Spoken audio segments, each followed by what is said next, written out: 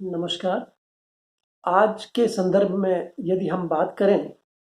तो जो कोरोना का संक्रमण ये विश्व में एक दहशत या भय का माहौल उत्पन्न करने में सफल हुआ है और आज हम सबकी जिम्मेदारी है कि हम इस भय के वातावरण से अपने को दूर करें और भय से होने वाले अवसाद को दूर करें और कैसे हम शारीरिक और मानसिक रूप से स्वस्थ रहें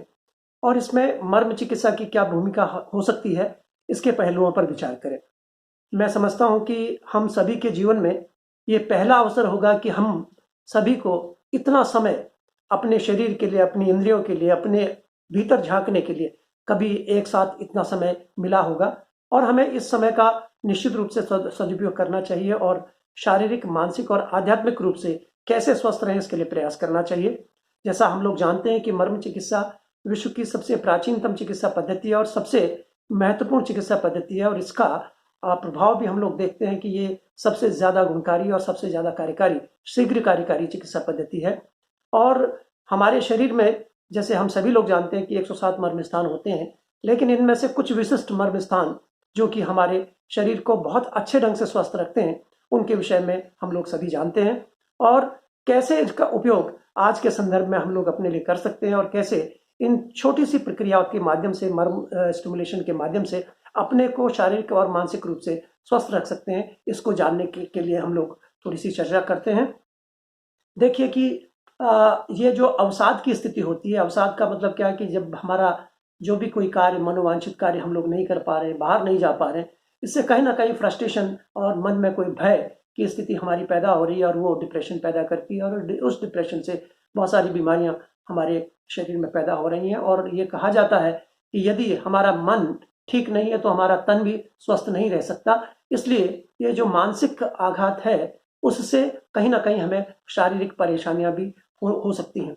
उनको दूर करने के लिए छोटे से अभ्यास हैं जिनको हम लोग कर सकते हैं। उनके लिए सबसे पहले मैं आपको बताना चाहूँगा कि हमारे जो सिर के मर्म हैं उनको यदि हम उत्प्रेरित करें तो बहुत सारी मानसिक रोगों से और जिसको हम सत्व से संबंधित बीमारियां, उनको हम लोग ठीक कर सकते हैं। और उनमें सबसे महत्वपूर्ण है जिसको हम अधिपति मर्म कहते हैं। अधिपति मर्म जो सबसे शीर्ष पर होता है, हमारे शरीर के ऊपर होता है और जहाँ पर हमारे ये जहाँ पे बालों का एक भंवर सा होता है, उस स्थान पर हमारा अधिपति मर्म होता है। इसी को हम लोग मास्टर पॉइंट भी कहते हैं। मास्टर पॉइंट के अलावा जो मानसिक रोगों में या मानसिक विकारों में या मन से संबंधित जितनी भी विकृतियां होती हैं, उनके लिए जो मर्म बहुत महत्वपूर्ण होता है उसको सीमंत मर्म कहा जाता है। और ये सीमंत 5 तरह के होते हैं। जैसे हम लोग कहते हैं कि ये जो प्रसुप्त कमल मुद्रा या जिसको हम लोगों ने कहा है कि क्लोज लोटस पोज, उसमें कुछ नहीं करना है। उसमें अपने दोनों हाथों को आप ऐसे ले लीजिए और ये जो हाइपोथिनर इमिनेंस है उसको अपांग मर्म पर रख लीजिए और आप देखेंगे कि आपके ये दोनों उंगलियां आपस में, जो दोनों हाथों की उंगलियां जो हैं वो आपस में मिलती हैं और ये जो बीच का जो हमारा सीमंत होता है उस पर एक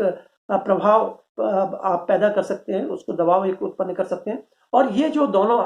हाथ जहाँ पे मिलते हैं उन पे भी एक ये जो हमारा सूचर है, एक सीमंत है, वो यहाँ पे आता है। और पीछे अंगूठे को यदि आप रखें, अंगूठे को देखेंगे तो अंगूठा वो अंतिम जो हमारा पीछे का जो सीमंत है उस पर ये हाथ होता है। और हमारी जो थिनर इमिनेंस और हाइपोथिनर इमिनेंस के द्वारा भी यहाँ पर 2 सीमंत मर्मों को हम लोग दबा सकते हैं। इनका दबाने की क्या प्रक्रिया है? जब हम लोग सांस, सामान्य विधि से सांस लेते हैं और सांस की जो हम अंतः श्वसन और बहिर् श्वसन की प्रक्रिया है, जो इंस्पिरेशन और एक्सपिरेशन की प्रक्रिया है, उसमें हम एक्सपिरेशन की फेज में जब हम सांस को छोड़ते हैं तो हमें पूरे हाथ को ये प्रेशर देना है, दबाना है, छोड़ना है, दबाना है, छोड़ना है।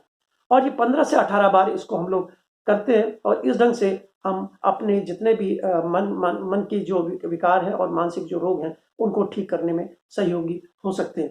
इसके अलावा जो एक हाथ में एक महत्वपूर्ण मर्म स्थान होता है जिसको हम लोग तल हृदय कहते हैं और सभी लोग जानते हैं कि जब हम मुट्ठी बंद करते हैं तो बीच की उंगली जहां पर स्पर्श करती है उसको तल हृदय कहते हैं। दोनों हाथों के तल हृदय को देख लीजिए और दोनों हाथों के तल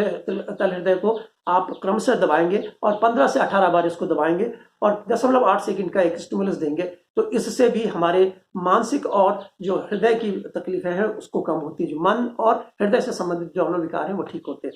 एक तीसरा एक महत्वपूर्ण मर्म बिंदु और है जो हमारी साइकोलॉजिकल डिसऑर्डर्स को ठीक करता है, जो हमारी उद्विग्नता है या हमारी जो बेचैनी है, हमारी जो परेशानी है, उसको ठीक करने का जो महत्वपूर्ण मर्म बिंदु होता है, उसको हम लोग मणिबंध कहते हैं। आप समझ सकते हैं कि यदि हम मणिबंध का मतलब जो रिस्ट जॉइंट होता है, दोनों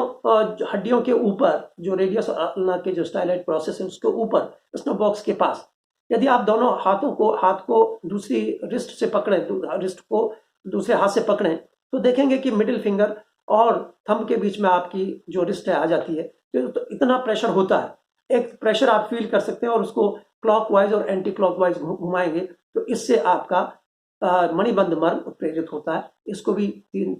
15 से 18 बार दोनों मर्मों को, मणिबंध मर्म को आप दबाने से या घुमाने से आप अपने मस्तिष्क की जितनी भी जो एक्साइटेटरी कंडीशंस हैं उनको नॉर्मलाइज कर सकते हैं।